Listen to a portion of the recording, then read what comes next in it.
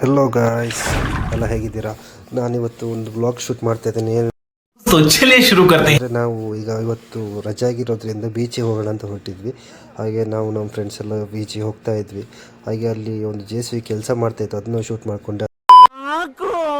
ಅದಾದ ನಂತರ ಒಂದು ನದಿ ಸಿಕ್ತು, ಅದನ್ನು ಶೂಟ್ ಮಾಡಿಕೊಂಡು ಸೀದೆ ಹಾಗೆ ಹೋಗ್ತಾ ಇದ್ವಿ. ಅಂದರೆ ನಮಗೆ ಬೇಜಾರಾಗ್ತಿತ್ತಲ್ಲ, ಅದಕ್ಕೋಸ್ಕರ ಬೀಚಿಗೆ ಹೊರಟಿದ್ದು. ಅಯ್ಯೋ ನಾನು ಸತ್ತೋಯ್ತೀನಿ ಕಣಣ್ಣ, ಅಣ್ಣ ನನ್ನ ಕೈಲಾಯ್ತಾ. ಹೀಗೆ ಸ್ವಲ್ಪ ಸೀನರಿನೆಲ್ಲ ನದಿ ಅದೆಲ್ಲ ಶೂಟ್ ಮಾಡಿಕೊಂಡು ಹೇಗೂ ಅಲ್ಲಿ ಬೀಚಿಗೆ ಮುಟ್ಟಿದ್ವಿ. ಅದಾದ ನಂತರ ಬೀಚಿಗೆ ಹೋಗ್ತಿರ್ಬೇಕು ಒಂದು ಒಳ್ಳೆ ಸಿನಿಮಾಟಿಕ್ ಶೂಟ್ ಮಾಡಿದ್ದೇನೆ, ನೋಡಿ ಹೇಗಿದೆ ಅಂತ ಕಾಮೆಂಟ್ ಮಾಡಿ, ಓಕೆನಾ? ಅದಾದ ನಂತರ ನಾವು ಸೀದಾ ಗಾಡಿನ ಹೋಗಿ ಪಾರ್ಕ್ ಮಾಡಿದ್ವಿ.